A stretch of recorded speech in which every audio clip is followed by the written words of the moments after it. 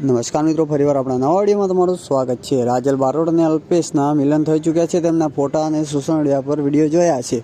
મિત્રો, રાજલ બારોટનું તેમના સાસરિયામાં ઘર કેવું છે અને મિત્રો તેમના સાસરિયાની અંદર ઘરની અંદર કંકુ પગલા કરતો વિડીયો સોશિયલ મીડિયા પર ખૂબ જ રીતે વાયરલ થઈ રહ્યો છે।